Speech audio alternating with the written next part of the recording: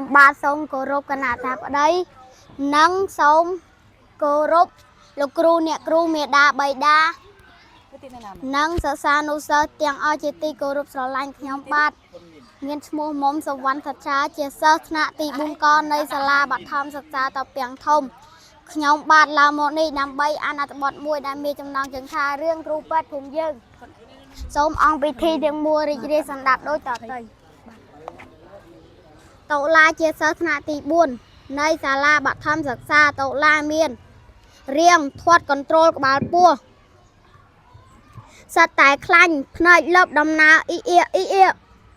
ngày mùi xa la miền cam vị thi pro cuột rốt pro nang trong ngày 10 rồi mét sơ chia trơn rốt giang lươn đo tì tam pel về lia cầm nọt trong này tậu la vinh rốt ý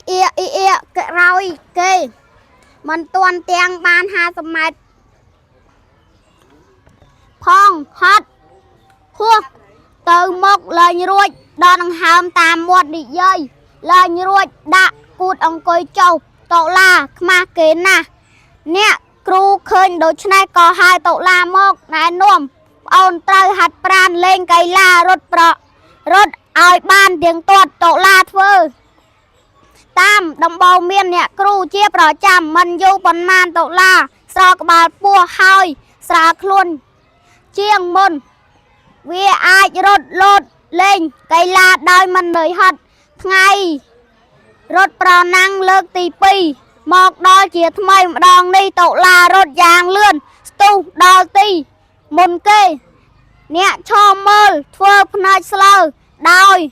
nắc man mình đo mình tịch một tập kê nuông kia tiệt đầy prai ọp o sa tô sao tiếng o sa tậu la cục kia xong mà côn côn chọn toไปกิจติดตามធ្វើតាមដំបូន្មានអ្នកគ្រូជាប្រចាំមិនយូរប៉ុន្មានតុលាស្រកក្បាលពោះហើយស្រាខ្លួនជាងមុនវាអាចរត់លោតលេងកីឡាដោយមិននឿយហត់ថ្ងៃរត់ប្រណាំងលើកទី2មកដល់ជាថ្មីដងនេះតុលារត់យ៉ាងលឿនស្ទុះដល់ទីមុនគេអ្នកឈរមើលធ្វើផ្នែកស្លើដោយនឹកស្មានមិនដល់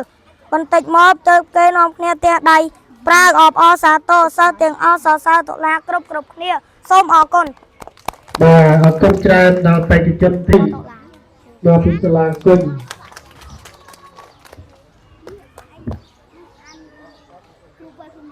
ជាបាក់ថានាងខ្ញុំសូមគោរពគណៈអធិបតីជាទីគោរពនាងខ្ញុំសូមគោរពលោកគ្រូអ្នកគ្រូមេដាបៃតានិងសាសានុសិស្សជាទីគោរពស្រឡាញ់នាងខ្ញុំមានឈ្មោះឡៃសាសរាំងសីជាសិស្សថ្នាក់ទី4កនៃសាលាបឋមសិក្សាអង្គរនាងខ្ញុំឡើងមកនេះដើម្បីអានអត្ថបទមួយមានចំណងជើងថារឿងជ័យជំនះរបស់តុលាសូមអង្គវិធីទាំងមូលរីករាយសន្តាប់ដូចតទៅតុលាជាសិស្សថ្នាក់ទី4នៃសាលាបឋមសិក្សាតុលាមានរាងធាត់កន្ត្រូលក្បាលពូសតតែខ្លាញ់ផ្នែកលឹបដំណើរថ្ងៃមួយសាលាមានកម្មវិធីប្រកួតរត់ប្រណាំងចម្ងាយ100 ម៉ែត្រសិស្សជាច្រើនរត់យ៉ាងលឿនដល់ទីតាមពេលវេលាកំណត់ចំណែកតុលាវិញរត់ក្រោយគេមិនទាន់ទៀងបាន50 ម៉ែត្រផងហត់ក៏ខុសទៅមុខឡើងរួចដកដង្ហើមតាមមួតនិយាយឡើងរួចដាក់គូតអង្គុយចុះតុលាខ្មាស់គេណាស់អ្នកគ្រូឃើញដូច្នេះក៏ឲ្យតុលាមកណែនាំប្អូនត្រូវហាត់ប្រាណលេងកីឡាហាត់រ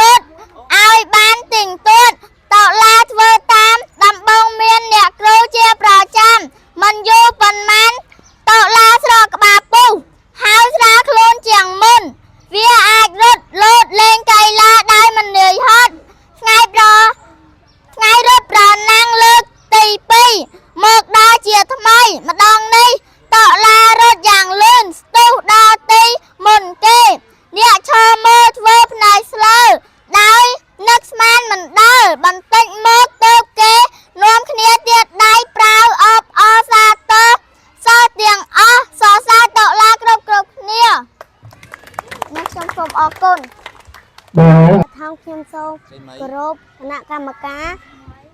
លោកគណៈកម្មការអ្នកគ្រូលោកគ្រូ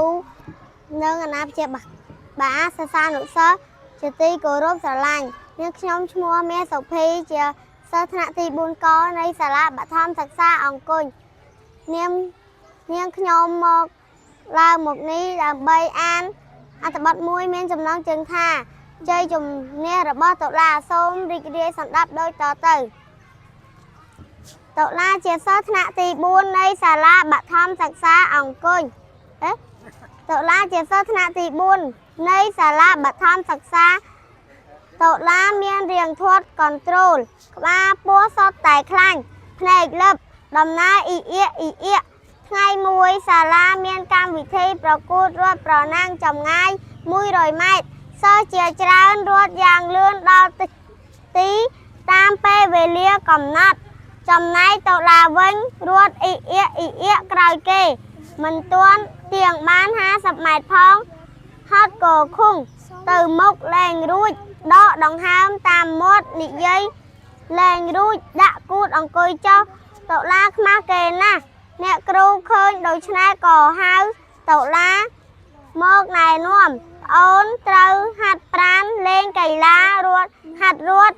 ឲ្យបានទៀងទាត់តុលាធ្វើតាមដំបូន្មានអ្នកគ្រូជាប្រចាំមិនយូរប៉ុន្មានតុលាស្រកក្បាលពោះហើយស្រាលខ្លួនជាងមុនវាអាចរត់លោតលេងកីឡាដោយមិននឿយហត់ថ្ងៃរត់ប្រណាំងលើកទី2មកដល់ជាថ្មីដងនេះតុលារត់យ៉ាងលឿនស្ទុះដល់ទីមុនគេអ្នកឈរមើលធ្វើភ្នែកស្លើដោយនឹកស្មានមិនដល់បន្តិចមកទៅគេនាំគ្នាទះដៃព្រាវអបអរសាទរសិស្សទាំងអស់សរសើរតុលាគ្រប់គ្នាសូមអរគុណពីសាលាដូងលេងរាវីជំរាបសួរគណៈកម្មការលោកគ្រូអ្នកគ្រូទីគោរពយើងខ្ញុំឈ្មោះនាងស្រីម៉ែរៀននៅសាលាបឋមសិក្សាដូងខ្ញុំមកទីនេះដើម្បីអានអំណាចអត្ថបទមួយឈ្មោះថាជ័យជំនះរបស់តុលាជាសិស្សថ្នាក់ទី4នៃសាលាបឋមសិក្សាតុលាមានរាងធរកន្ត្រូលក្បាលពោះសុទ្ធតែខ្លាញ់ភ្នែកលឹបដំណើរអ៊ីអៀកថ្ងៃមួយសាលាមានកម្មវិធីប្រកួតរត់ប្រណាំងចម្ងាយ100ម៉ែត្រសិស្សជាច្រើនរត់យ៉ាងលឿនដល់ទីតាមពេលវេលាកំណត់ចំណែកតុលាវិញរត់អ៊ីអៀកក្រោយគេមិនទាន់ទៀងបាន50ម៉ែត្រផងហត់ក៏ងូទៅមុខលែងរួចដកដង្ហើមតាមមាត់និយាយលែងរួចដាក់គូតអង្គុយចុះតុលាខ្មាស់គេណាស់អ្នកគ្រូឃើញដូច្នេះក៏ហៅតុលាមកណែនាំ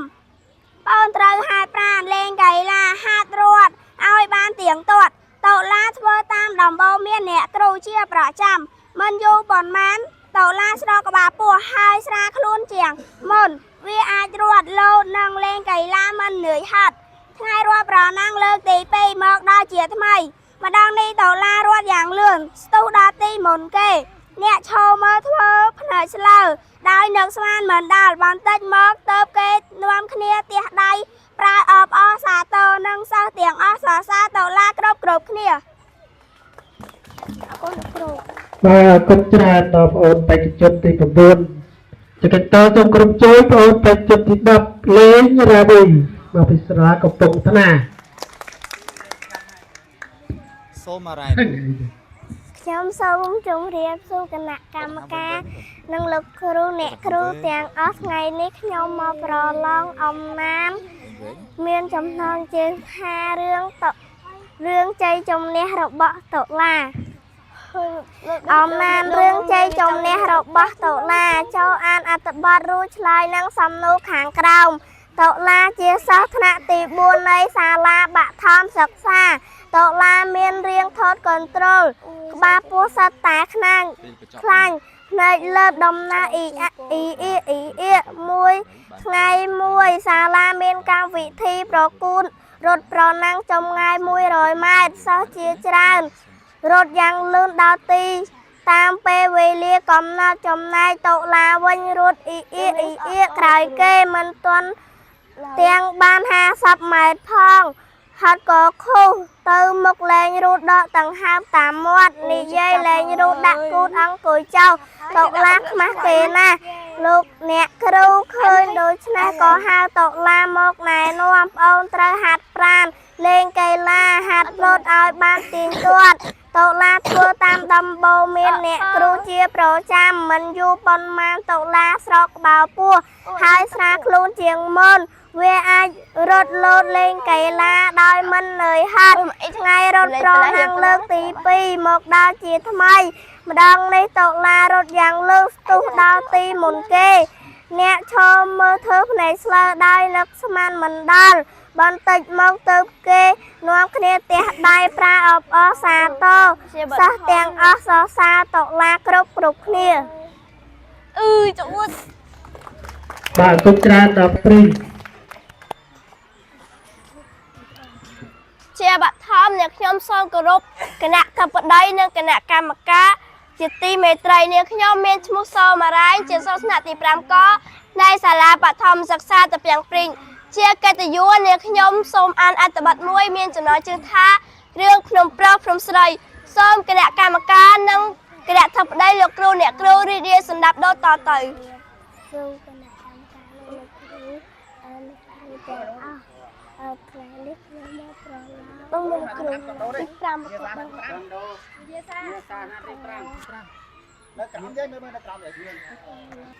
រឿងភ្នំប្រោះភ្នំស្រីកាលពីប្រៃនាយមានស្ដេចស្រីមួយអង្គព្រះនាមស្រីអយុធ្យារាជការស្ដេចអង្គនេះពួកស្រីស្រីត្រូវតើដណ្ដឹងប្រុសធ្វើជាប្តីស្រីស្រីមានរូបឆាមពុំស្អាតពិបាករកប្តីណាស់ព្រោះពួកប្រុសប្រុសពុំយកធ្វើជាប្រពន្ធលោកមកដល់រាជស្ដេចក្រោយពួកស្រីស្រីមានគំនិតរើបំរាស់ពីប្រពៃណីស្រីដណ្ដឹងប្រុសពួកស្រីស្រីបានជំនុំគ្នាដើម្បីរកវិធីដោះស្រាយពួកយើងជាស្រីយើងដណ្ដឹងប្រុសដូចជាមិនសមសោះយើងគួរតែបបួលប្រុសប្រុសភ្នាល់គ្នាដោយលើកដៃពួនជាភ្នំបើពួកស្រីស្រីឈ្នះឲ្យពួកប្រុសប្រុសមកដណ្ដឹងស្រីវិញម្ដងគាត់ហើយពួកស្រីស្រីក៏ទៅនិយាយបបួលពួកប្រុសប្រុសភ្នាល់យើងភ្នាល់គ្នាពួនភ្នំដោយលើកដៃពួនតាំងពីប្រលប់រហូតដល់ផ្កាយប្រក្រាសឹមយើងឈប់ពួកប្រុសប្រុសក៏យល់ព្រមតាមខសន្យានេះទាំងខាងស្រីទាំងខាងប្រុសក៏ចាត់មេកំណែនឲ្យដើរកេនគ្រប់ចំនួនខាងប្រុសនិងខាងស្រីរួចរែកទួលតាមសមត្ថភាពរៀងខ្លួនលោកធ្វើការប្រហែលជា4ឬ5ម៉ោងពួកស្រីស្រីមានឧបាយកលក៏នាំគ្នាបង្ហូតគោមមួយយ៉ាងខ្ពស់នៅជ្រុងអេសានភ្នំពួកប្រុសប្រុសមើលទៅលើឃើញគោមស្រីស្រីបង្ហូតស្មានថាផ្កាយប្រក្រាក៏បបួលគ្នាឈប់ធ្វើការនាំគ្នានៅទីលក់គ្មានសល់ម្នាក់ឯពួកស្រីស្រីក៏នាំគ្នាលើកដៃពួយភ្នំដល់រាបដល់ផ្កាយព្រឹកមែនតែនរាទើបឈប់លោកដល់មន់រងាវពួកប្រុសប្រុសភ្ញាក់ឡើងស្រាប់តែឃើញផ្កាយព្រឹកមែនតែនទៅនឹងរះពួកប្រុសប្រុសលាន់មាត់យើងទាំងអស់គ្នាខុសហើយកាយព្រឹកមែនតែនទៅតែរសោះពួកប្រុសប្រុសនាំគ្នាក្រឡេកទៅមើលភ្នំពួកស្រីស្រីមានទំហំធំហើយខ្ពស់ជាងភ្នំរបស់ខ្លួនក៏មានសេចក្តីអៀនអន់ក្នុងចិត្តព្រោះច័ន្ទកលស្រីស្រីតាំងពីពេលនោះមកពួកប្រុសប្រុសក៏តដណ្ដឹងស្រីស្រីធ្វើជាភរិយារហូតដល់សប្តាហ៍ថ្ងៃខ្ញុំសូមគណៈធិបតីគណៈកម្មការលោកគ្រូអ្នកគ្រូមានសុខភាពល្អជោគជ័យគ្រប់ភារកិច្ចសូមអរគុណបាទគុំច្រើនដល់ទៅជាបឋមខ្ញុំសូមជម្រាបសួរដល់លោកគ្រូគណៈធិបតីនិងគណៈកម្មការលោកគ្រូអ្នកគ្រូជាទីគោរពនាងខ្ញុំឈ្មោះអុករស្មីជាសិស្សថ្នាក់ទី5កនៃសាលាបឋមសិក្សាត្រពាំងព្រេងនាងខ្ញុំមានកិត្តិយសសូមអានអត្ថបទមួយដែលមានចំណងជើងថារឿងភ្នំប្រុសភ្នំស្រីសូមលោកគ្រូអ្នកគ្រូនិងគណៈកបតីនិងគណៈកម្មការទាំងអស់គ្នារីករាយសន្តាប់ដូចតទៅរឿងភ្នំប្រុសភ្នំស្រីកាលពីប្រៃនាយមានស្ដេចស្រីមួយអង្គព្រះនាមស្រីអយុធ្យារាជការស្ដេចអង្គនេះពួកស្រីស្រីត្រូវទៅដណ្ដឹងប្រុសធ្វើជាប្តីស្រីស្រីមានរូបឆោមពុំស្អាតពិបាករកប្តីណាស់ព្រោះពួកប្រុសប្រុសពុំយកធ្វើជាប្រពន្ធលុះមកដល់រាជស្ដេចក្រោយពួកស្រីស្រីមានគំនិតរើបំរាស់ពីប្រពៃណីស្រីដណ្ដឹងប្រុសពួកស្រីស្រីបានជំនុំគ្នាដើម្បីរកវិធីដោះស្រាយពួកយើងជាស្រីយើងដណ្ដឹងប្រុសដូចជាមិនសមសោះយើងគួរតែបបួលប្រុសប្រុសភ្នាល់គ្នាដោយលើកដៃពូនជាភ្នំបើពួកស្រីស្រីឈ្នះឲ្យពួកប្រុសប្រុសមកដណ្ដឹងស្រីវិញម្ដងគិតហើយពួកស្រីស្រីក៏ទៅនិយាយបបួលពួកប្រុសប្រុសភ្នាល់ យើងភ្នាល់គ្នាពូនភ្នំដោយលើកដៃពូនតាំងពីប្ររពរហូតដល់កាយព្រឹករះសឹមយើងឈប់ពួកប្រុសក៏យល់ព្រមតាមខសន្យានេះទាំងខាងស្រីទាំងខាងប្រុសក៏ចាត់មេកំណែឲ្យដើរកែនគ្រប់ចំនួនខាងប្រុសនិងខាងស្រីរួចរែទួលតាមសមត្ថភាពរៀងខ្លួនលុះធ្វើការបានប្រហែលជា4ឬ5ម៉ោងពួកស្រីមានអូបាយកលក៏នាំគ្នាបង្ហូតគោមួយយ៉ាងខ្ពស់ទៅជ្រុងអេសានភ្នំពួកប្រុសមើលទៅលើឃើញកូនស្រីបង្ហូតស្មានថាផ្កាយព្រឹករះក៏បបួលគ្នាឈប់ធ្វើការនាំគ្នានឹងត្រៀនលក់គ្មានសល់ម្នាក់ឯពួកស្រីក៏នាំគ្នាលើកដៃពូនភ្នំដល់រាបដល់ផ្កាយព្រឹកមែនតែនទៅរះទៅឈប់លុះដល់មន់រងាវពួកប្រុសភ្ញាក់ឡើងស្រាប់តែឃើញផ្កាយព្រឹកមែនតែនទៅនឹងរះពួកប្រុសលួនមាត់យើងទាំងអស់គ្នាខុសហើយផ្កាយព្រឹកមែនតែនទៅនឹងរះសោះពួកប្រុសនាំគ្នាក្រឡេកទៅមើលភ្នំពួកស្រីមានធំហើយពោះជាងខ្លួនរបស់ខ្លួនហើយក៏មានសេចក្តីអៀនអង់ក្នុងចិត្តព្រោះចាញ់ក៏ស្រីតាំងពីពេលនោះមកពួកប្រុសក៏ទៅដណ្ដឹងស្រីធ្វើជាភរិយារហូតដល់សប្តាហ៍ថ្ងៃបាទអរគុណច្រើនដល់តាពី ជំរាបសួរលោកគ្រូអ្នកគ្រូដែលជាគណៈកម្មការអ្នកខ្ញុំឈ្មោះខំសវាងរក្សារៀនថ្នាក់ទី5កនៃសាលាបឋមសិក្សាឧត្តមសាមគ្គីថ្ងៃនេះខ្ញុំមកអានអំណានមានចំណងជើងថារឿងភ្នំប្រុសភ្នំស្រីសូមស្ដាប់ដូចតទៅរឿងភ្នំប្រុសភ្នំស្រីកាលពីព្រៃនាយមានស្ដេចស្រីមួយអង្គព្រះនាមស្រីអាយុជារាជការស្ដេចអង្គនេះពួកស្រីត្រូវទៅដណ្ដឹងប្រុសធ្វើជាប្តីស្រីមានរូបឆោមពុំស្អាតពិបាករកប្តីណាពួកប្រុសពុំយកធ្វើជាប្រពន្ធរួមមកដល់រាជស្ដេចក្រោយពួកស្រីមានគំនិតរកបំរាពីប្រពៃណីស្រីដណ្ដឹងប្រុសពួកស្រីបានជំនុំគ្នាដើម្បីរកវិធីដោះស្រាយពួកយ៉ាងជាស្រីយើងដណ្ដឹងប្រុសដូចជាមិនសមសោះយើងគូតែបបួលប្រុសភ្នាល់គ្នាដោយរកដៃពួនជាភ្នំបើពួកស្រីឈ្នះឲ្យពួកប្រុសមកដណ្ដឹងស្រីវិញម្ដងគាត់ហើយពួកស្រីក៏ទៅនិយាយបបួលពួកប្រុសភ្នាល់យើងភ្នាល់គ្នាពួនភ្នំដោយរកដៃពួនតាំងពីប្ររពរហូតដល់ផ្កាយព្រឹករះស្រឹមយើងឈប់ពួកប្រុសក៏យល់ព្រមតាមខសន្យានេះទាំងខាងស្រីទាំងខាងប្រុសក៏ចាត់មេកំណែនឲ្យដើរកាន់គ្រប់ចំនួនខាងប្រុសនិងខាងស្រីរួចរាច់តួតាសមត្ថភាពរៀងខ្លួនរួចធ្វើការបានប្រហែលជា4ឬ5ម៉ោងពួកស្រីមានឧបាយកលក៏នាំគ្នាបង្ហូតកុំមួយយ៉ាងខ្ពស់ទៅជ្រុងអេសានភ្នំពួកប្រុសមើលទៅឃើញកុំស្រីបង្ហូតស្មានថាផ្កាយព្រឹករះក៏បបួលគ្នាឈប់ធ្វើការនាំគ្នានិត្រារកគ្មានសល់ម្នាក់ឯពួកស្រីក៏នាំគ្នារកដីពួនភ្នំដល់រាបដល់ផ្កាយព្រឹកមែនតែនរះទៅឈប់រូបដើមមន់រងាវពួកប្រុសភ្ញាក់ឡើងស្រាប់តែឃើញផ្កាយព្រឹកមែនតែនទៅនឹងរះពួកប្រុសរាន់មាត់យ៉ាងទាំងអស់គ្នាខុសហើយផ្កាយព្រឹកមែនតែនទៅតែរះសោះពួកប្រុសនាំគ្នាក្រឡេកទៅមើលភ្នំពួកស្រីមានទំហំធំហើយខ្ពស់ជាងភ្នំរបស់ខ្លួនក៏មានសេចក្តីអៀនអន់ក្នុងចិត្តព្រោះចាញ់ក៏ស្រីតាំងពីពេលនោះមកពួកប្រុសក៏ទៅដណ្ដឹងស្រីធ្វើជាភរិយារហូតដល់សប្តាហ៍ថ្ងៃបាទអរគុណច្រើនដល់បងប្អូនបេក្ខជនទី13កិច្ចបន្តសូមគ្រប់ជួយបងប្អូនបេក្ខជនទី14ឯកស្រីពេជ្រមកពីសាលាដំសាំគីជំរាបសួរលោកគ្រូអ្នកគ្រូទាំងអស់គ្នានាងខ្ញុំឈ្មោះឯកស្រីពេជ្ររៀនថ្នាក់ទី5កនៅសាលាបឋមសិក្សាឧត្តមសាមគ្គីថ្ងៃនេះនាងខ្ញុំមកអានអំណាចរឿងភ្នំប្រុសភ្នំស្រីសូមលោកគណៈកម្មការនិងអ្នកគ្រូលោកគ្រូទាំងអស់គ្នាសូមស្ដាប់ដូចតទៅរឿងភ្នំប្រុសភ្នំស្រីកាលពីព្រៃនាយមានស្ដេចស្រីមួយអង្គព្រះនាមស្រីអាយុវិជារាជការស្ដេចអង្គនេះពួកស្រីត្រូវទៅដណ្ដឹងប្រុសធ្វើជាប្តីស្រីមានរូបឆោមពុំស្អាតពិបាករកប្តីណាស់ព្រោះពួកប្រុសពុំយកធ្វើជាប្រពន្ធលុះមកដល់រីស្ដេចក្រោយពួកស្រីមានគំនិតរកបំរាស់ពីប្រពៃណីស្រីដណ្ដឹងប្រុសពួកស្រីបានជំនុំគ្នាដើម្បីរកវិធីដោះស្រាយពួកយើងជាស្រីយើងត្រូវដណ្ដឹងប្រុសដូចជាមិនសមសោះយើងគួរតែបបួលពួកប្រុសផ្លាគ្នាដោយលើកដៃពួនជាភ្នំបើពួកស្រីឈ្នះពួកយកឲ្យពួកប្រុសមកដណ្ដឹងស្រីវិញម្ដងគិតហើយពួកស្រីក៏ទៅនិយាយបបួលពួកប្រុសភ្នាល់គ្នាយើងភ្នាល់គ្នាពួនភ្នំដោយលើកដៃពួនតាំងពីប្រលប់រហូតដល់ផ្កាយព្រឹក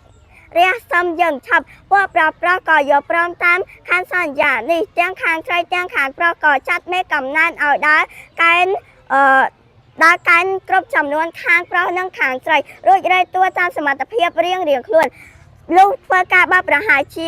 4-5 ម៉ោងពួកស្រីមានឧបាយកក៏នាំគ្នាបង្ហូតកូនមួយយ៉ាងខ្ពស់នៅជ្រុងឪសានភ្នំពួកប្រុសមើលទៅលើឃើញកូនស្រីបង្ហូតស្មានថាផ្កាយព្រឹករះក៏បបោគ្នាឈប់ធ្វើការនាំគ្នានិទ្រាលក់គ្មានសល់ម្នាក់ឯពួកស្រីក៏នាំគ្នាលើកដៃពួនខ្ញុំតារាដល់ផ្កាយព្រឹករះមែនតែនទៅឈប់លុះដល់មុនរងាពួកប្រុសភ្ញាក់ឡើងស្រាប់តាផ្កាយព្រឹកមែនតែន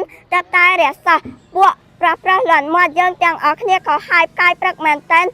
តែរះសោះពួកប្រុសនាំគ្នាក្រឡេកទៅមើលក្នុងពួកស្រីមានទំហំធំហើយខ្ពស់ជាងខ្ញុំរបស់ខ្លួនក៏មានសេចក្តីអៀនអន់ក្នុងចិត្តព្រោះចាញ់ក៏ស្រីតាំងពីពេលនោះមកពួកប្រុសក៏ទៅដណ្ដឹងស្រីធ្វើជា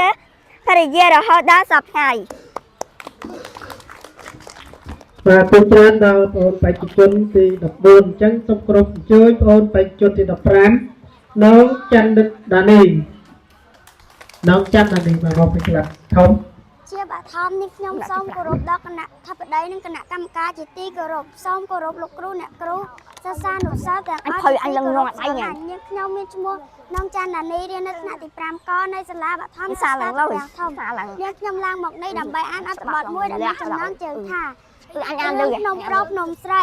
កាលពីព្រៃនាយមានស្ដេចស្រីមួយអង្គព្រះនាមស្រីអយុជារាជការស្ដេចអង្គនេះពួកស្រីត្រូវទៅដណ្ដឹងប្រុសធ្វើជាប្តីស្រីមានរូបថមពុំស្អាតពិបាករកប្តីណាស់ព្រោះពូប្រុសពុំយកធ្វើជាប្រពន្ធលុះមកដល់រាជស្ដេចក្រោយពួកស្រីមានគំនិតរើបំរាស់ពីប្រពៃណីស្រីដណ្ដឹងប្រុសពួកស្រីបានជំនុំគ្នា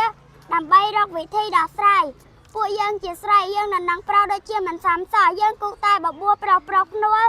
ដោយលើកដៃពួនជាភ្នំបាពួកស្រីឈ្នះឲ្យពួកប្រុសមកដណ្ដឹងស្រីវិញម្ដងគិតហើយពួកស្រីក៏ទៅនិយាយបបួលពួកប្រុសភ្នួឲ្យយើងភ្នួគ្នាពួនប្រយ័ត្ននេះទាំងខាងស្រីទាំងខាងប្រុសក៏ចាត់មេកំណែនឲ្យដើរកែនគ្រប់ចំនួន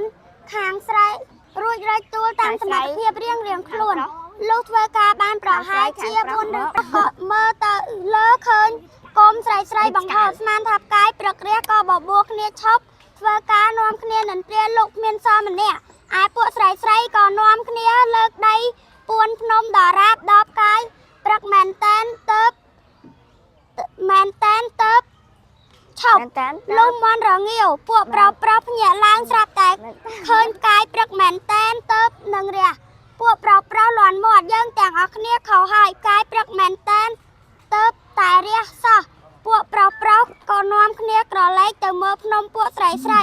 មានទំហំខ្ពស់ជាងភ្នំរបស់ខ្លួនក៏មានសេចក្តីអៀនអានក្នុងចិត្តព្រោះចាញ់ក៏ស្រីតាំងពីពេលនោះមកពួកប្រុសក៏ទៅដណ្ដឹងស្រីធ្វើភរិយារហូតដល់សពថ្ងៃនេះសូមអរគុណហើយគណៈកម្មការជាទីគោរពនាងខ្ញុំសូមគោរពលោកគ្រូអ្នកគ្រូជាទីគោរព នាងខ្ញុំមានឈ្មោះភោគលីសារៀននៅថ្នាក់ទី5កនៃសាលាបឋមសិក្សាតាពាំងធំនាងខ្ញុំឡើងមកនេះដើម្បីអានអត្ថបទមួយដែលមានចំណងជើងថារឿងភ្នំប្រុសភ្នំស្រីសូមអង្គវេទិកាទាំងមូលរីករាយស្ដាប់ដោយតទៅរឿងភ្នំប្រុសភ្នំស្រីកាលពីព្រៃនាយមានស្ដេចស្រីមួយអង្គព្រះនាមស្រីអយុជារាជការស្ដេចអង្គនេះពួកស្រីត្រូវទៅដណ្ដឹងប្រុសធ្វើជាប្តី ស្រីមានរូបឆោមពុំស្អាតពិបាករកប្តីណាស់ព្រោះពួកប្រុសពុំយកធ្វើជាប្រពន្ធលុះមកដល់រាជស្ដេចក្រោយពួកស្រីមានកំណត់រើបំរាចាញ់ពីប្រពៃណីស្រីដណ្ដឹងប្រុសពួកស្រីបានជំនុំគ្នាដើម្បីរកវិធីដោះស្រាយពួកយើងជាស្រីយើងដណ្ដឹងប្រុសដូចជាមិនសមសោះយើងគូតែបបួលប្រុសភ្នួលគ្នាដោយលើកដៃពួនជាភ្នំបើពួកស្រីឈ្នះឲ្យពួកប្រុសមក ដណ្ដឹងស្រីវិញម្ដងគាត់ហើយពួកស្រីក៏ទៅនិយាយបបួលពួកប្រុសភ្នួលយើងភ្នួលគ្នាពូនភ្នំដោយលើកដៃពូនតាំងពីប្ររពរហូតដល់កាយព្រឹករះសឹមយើងឈប់ពួកប្រុសក៏យល់ព្រមតាមខសន្យានេះទាំងខាងប្រុសទាំងខាងស្រីក៏ចាត់មេកំណែនឲ្យដើរកែនគ្រប់ចំនួនខាងប្រុសនិងខាងស្រីរួចរើទួលតាមសមត្ថភាពរៀងខ្លួនលុះធ្វើការបានប្រហែលជា 4 ឬ 5 ម៉ោងពួកស្រីមានឧបាយកក៏នាំគ្នាបង្ហូតគោមមួយយ៉ាងខ្ពស់នៅជ្រុងអេសានភ្នំពួកប្រុសមើលទៅលើឃើញគោមស្រីបង្ហូតស្មានថាផ្កាយព្រឹករះក៏បបួលគ្នាឈប់ធ្វើការនាំគ្នានឹងទាលោកគ្មានសមម្នាក់ពួកស្រី còn nuông cái nia lợt đấy buôn phnom đỏ rạp đọp cai prật mèn tên rìa tợp chọc lũ đal muôn rò nghiêu phụ pro phnuol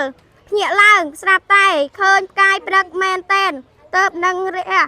phụ pro luồn muột dương tiếng ở cái nia khẩu hai cai prật mèn tên tợp tay rìa sọ phụ pro nuông cái nia cỏ lây từ mơ phnom phụ sải miên tùm hôm thồng hai phụ chiang phnom rạ bạc luôn cả miên dịch đây yên an khổng chặtព្រោះចាញ់ក៏ស្រីតាំងពីពេលនោះមកពួកប្រុសក៏ទៅដណ្ដឹងស្រី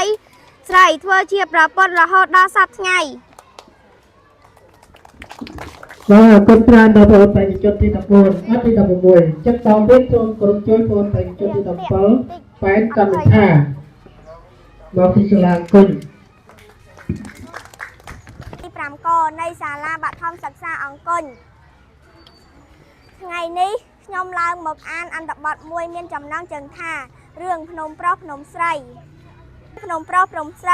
កាលពីព្រៃនាយមានស្ដេចស្រីមួយអង្គព្រះនាមស្រីអាយុស្ធារាជការស្ដេចអង្គនេះពូស្រីត្រូវទៅដណ្ដឹងប្រុសធ្វើជាប្តីស្រីមានរូបឆោមពុំស្អាតពីបារកប្តីណាពូប្រុសពុំយកធ្វើជាប្រពន្ធលុះមកដល់រាជស្ដេចក្រោយពូស្រីមានគំនិតរើបំរាស់ពីប្រពៃណីស្រីដណ្ដឹងប្រុសពូស្រីបានជំនុំគ្នាដើម្បីរកវិធីដោះស្រាយពួកយើងជាស្រីយើងដណ្ដឹងប្រុសដូចជាមិនសមសោះយើងគួរតែបបួលប្រុសភ្នាល់គ្នាដោយលើកដៃពូនជាភ្នំបើពូស្រីឈ្នះឲ្យពូប្រុសមកដណ្ដឹងស្រីវិញម្ដងគិតហើយពូស្រីក៏ទៅនិយាយបបួលប្រុសភ្នាល់យើងភ្នាល់គ្នាពូនភ្នំដោយលើកដៃពូនតាំងពីប្ររពរហូតដល់ផ្កាយព្រឹករះសឹមទើងឈប់ពួកប្រុសក៏ឈប់ព្រមតាមខសន្យានេះទាំងខាងស្រីទាំងខាងប្រុសក៏ចាត់មេកំណែនឲ្យដើរកែនគ្រប់ចំនួនខាងប្រុសនិងខាងស្រីត្រួតវែកទួលតាមសមត្ថភាពរៀងខ្លួនលុះធ្វើការបានប្រហែលជា4 ឬ 5 ម៉ោងពូស្រីមានឧបាយកលក៏នាំគ្នាបង្ហូតគោមួយយ៉ាងខ្ពស់ទៅជ្រុងអេសានភ្នំពួកប្រុសមើលទៅលើឃើញកុំស្រីបង្ហូតស្មានថាផ្កាយព្រឹករះក៏បបួលគ្នាឈប់ធ្វើការនាំគ្នានិទ្រាលោកគ្មានសមម្នាក់ឯពូស្រីក៏នាំគ្នាលើកដៃពូនភ្នំរដរាបដល់ផ្កាយព្រឹករះមែនតែនទៅឈប់លុះដល់មន់រញៀវពូប្រុសញាក់ឡើងស្រាប់តែឃើញផ្កាយព្រឹកមែនតែនទៅនឹងរះពូប្រុសលួនមាត់យើងទាំងអស់គ្នាខុសហើយផ្កាយព្រឹកមែនតែនទៅតែរះសោះពូប្រុសនាំគ្នាក្រឡេកមើលទៅភ្នំពួកស្រីមានទំហំធំហើយខ្ពស់ជាងភ្នំរបស់ខ្លួនក៏មានសេចក្តីអៀនអន់ក្នុងចិត្តព្រោះចាញ់កលស្រីតាំងពីពេលនោះមកពូប្រុសក៏ទៅដណ្ដឹងស្រីធ្វើជាភរិយារហូតដល់សប្តាហ៍ថ្ងៃសូមអរគុណបាទអរគុណច្រើនដល់បងប្អូនបេក្ខជនលេខ17ជាបន្តសូមចូលមកលេខ18វិនព្រៀនទៅឈ្មោះប៉ែនកម្មវិធីលោកគ្រូសាលាគុណជាបឋមនាងខ្ញុំឈ្មោះងិនស្រីពៅជាសិស្សថ្នាក់ទី5កនៃសាលាបឋមសិក្សាអង្គញខ្ញុំឡើងមកនេះដើម្បីអានអត្ថបទមួយមានចំណងជើងថារឿងភ្នំប្រុសភ្នំស្រីរឿងភ្នំប្រុសភ្នំស្រីកាលពីព្រៃនាយមានស្ដេចស្រីមួយអង្គព្រះនាមស្រីអាយុជារាជការស្ដេចអង្គនេះពួកស្រីត្រូវទៅដណ្ដឹងប្រុសធ្វើជាប្តីស្រីមានរូប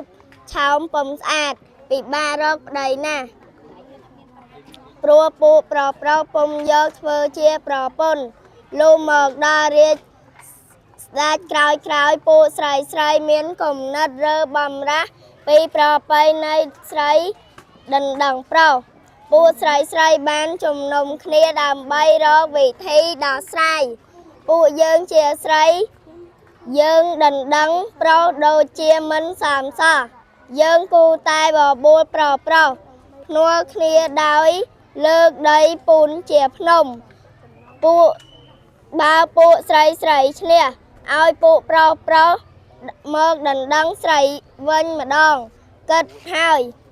ពួកស្រីក៏ទៅនិយាយបបួលពួកប្រុសភ្នាល់យើងភ្នាល់គ្នាពូនភ្នំដោយលើកដី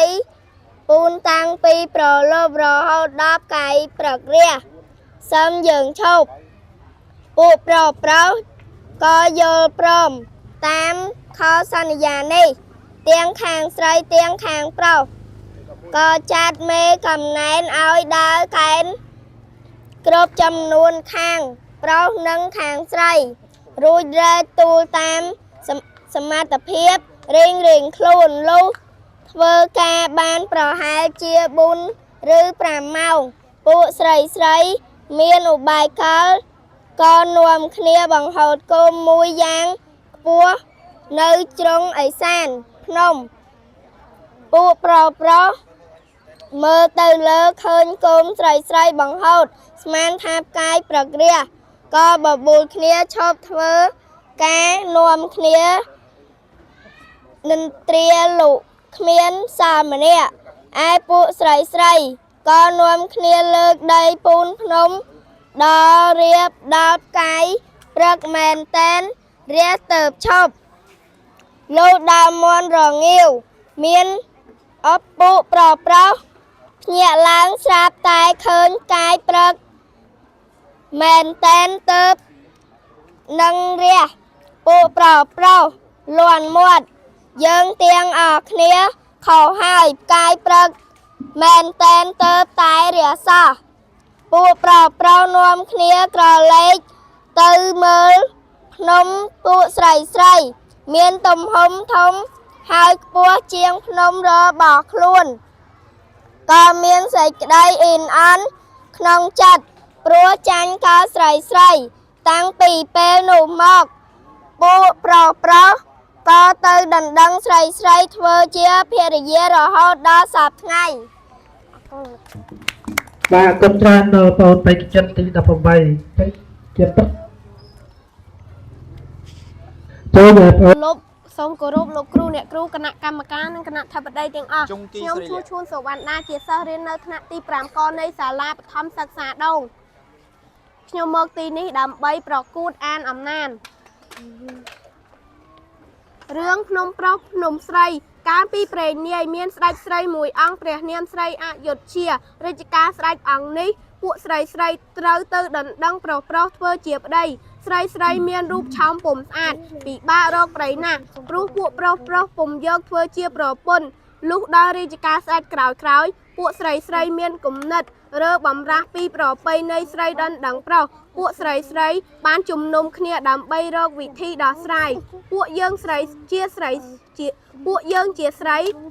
យើងដណ្ដឹងប្រុសដូចជាមិនសមសោះយើងគួរតែបបួលប្រុសភ្នាល់គ្នាដោយលើកដីពូនជាភ្នំបើពួកស្រីឈ្នះឲ្យពួកប្រុសមកដណ្ដឹងស្រីវិញម្ដងគិតហើយពួកស្រីក៏ទៅនិយាយបបួលពួកប្រុសភ្នាល់គ្នាហើយយើងភ្នាល់គ្នាពូនភ្នំដោយលើកដីពូនតាំងពីប្រលប់រហូតដល់ផ្កាយព្រឹករះសឹមយើងឈប់ពួកប្រុសយល់ព្រមតាមខសន្យានេះទាំងខាងស្រីទាំងខាងប្រុសក៏ចាត់មេចំណានឲ្យដើរកែនគ្រប់ចំនួនខាងប្រុសនិងខាងស្រីរួចរែកទូលតាមសមត្ថភាពរៀងខ្លួនលុះធ្វើការបានប្រហែលជា4 ឬ 5 ម៉ោងពួកស្រីមានឧបាយកលក៏នាំគ្នាបង្ហូតគោមមួយយ៉ាងខ្ពស់នៅជ្រុងឦសានភ្នំពួកប្រុសមើលទៅឃើញគោមស្រីបង្ហូតស្មានថាផ្កាយព្រឹករះក៏បបួលគ្នាឈប់ធ្វើការនាំគ្នានិន្ទ្រាលក់គ្មានសមអ្នកឯពួកស្រីក៏នាំគ្នាលើកដីពូនភ្នំដល់រាប់ដល់ផ្កាយព្រឹកមែនតែនរះទៅឈប់លុះដល់មន់រងាវពួកប្រុសភ្ញាក់ឡើងស្រាប់តែឃើញផ្កាយព្រឹកមែនតែនទៅនឹងរះពួកប្រុសលន់មាត់យើងខុសហើយផ្កាយព្រឹកមែនតែន ទៅតែរះសោះពួកប្រុសនាំគ្នាស្រក្រឡេកទៅមើលភ្នំពួកស្រីមានទំហំធំហើយខ្ពស់ជាងភ្នំរបស់ខ្លួនក៏មានសេចក្តីអៀនអន់ក្នុងចិត្តព្រោះចាញ់កលស្រីតាំងពីពេលនោះមកពួកប្រុសក៏ទៅដណ្ដឹងស្រីធ្វើជាភរិយារហូតដល់សព្វថ្ងៃ ភ្នំប្រុសភ្នំស្រីកាលពេលព្រៃនាយមានស្ដេចស្រីមួយអង្គព្រះនាមស្រីអយុធ្យារជ្ជកាស្ដេចអង្គនេះពួកស្រីត្រូវទៅដណ្ដឹងប្រុសធ្វើជាប្តីស្រីមានរូបឆោមពុំស្អាតពិបាករកប្តីណាស់ព្រោះពួកប្រុសពុំយកធ្វើជាប្រពន្ធលាស់មកដល់រាជស្ដេចក្រោយពួកស្រីមានគំនិតរើបំរាស់ពេលប្រពៃណៃស្រីដណ្ដឹងប្រុសពួកស្រីបានជំនុំគ្នាដើម្បីរកវិធីដោះស្រាយពួកយើងជាស្រីយើងដណ្ដឹងប្រុសដូចជាមិនសមសោះយើងគួរតែបបួប្រុសភ្នួគ្នាដោយលើកដៃពូនជាភ្នំបើពួកស្រីឈ្នះឲ្យពួកប្រុសមកដណ្ដឹងស្រីវិញម្ដងគិតហើយពួកស្រីក៏ទៅនិយាយបបួពួកប្រុសភ្នួយើងភ្នួគ្នាពួនភ្នំដោយលើកដៃពួនតាំងពីប្រឡូកប្រហូតដល់កាយប្រគ្រាសំយើងឈប់ពួកប្រុសក៏យកព្រមតាមខសន្យានេះទាំងខាងស្រីទាំងខាងប្រុសក៏ចាត់មេកំណែនឲ្យដើរកែនគ្រប់ចំនួនខាងស្រីនិងខាងប្រុសរួចរែកតួតាមសមត្ថភាពរៀងខ្លួនលួធ្វើការបានប្រហែលជា4 ឬ 5 ម៉ោងពួកស្រីមានឧបាយកនាំគ្នាបង្ហូតគោមួយយ៉ាងខ្ពស់នៅជ្រុងឥសានភ្នំពួកប្រុសមើលទៅលើឃើញកុំស្រីបង្ហូតស្មានថាផ្កាយប្រគ្រាក៏បបួលគ្នាឈប់ធ្វើការនាំគ្នានិទ្រាលក់គ្មានសល់ម្នាក់ឯពួកស្រីក៏នាំគ្នាលើកដៃពូនភ្នំដល់រាប់កាយព្រឹកមែនតែនរះទៅឈប់លក់ដល់មករងាវពួកប្រុសភ្ញាក់ឡើងស្រាប់តែឃើញផ្កាយព្រឹកមែនតែនទៅនឹងរះពួកប្រុសលាន់មាត់យើងទាំងអស់គ្នាខុសហើយផ្កាយព្រឹកមែនតែនទៅតែរះសោះពួកប្រុសនាំគ្នាក្រឡេកទៅមើលភ្នំពួកស្រីមានទំហំធំហើយខ្ពស់ជាងភ្នំរបស់ខ្លួនក៏មានសេចក្តីអៀនអន់ក្នុងចិត្តព្រោះចាញ់កស្រីតាំងពីពេលនោះមកពួកប្រុសក៏ទៅដណ្ដឹងស្រីធ្វើជាភរិយារហូតដល់សព្វថ្ងៃសូមអរ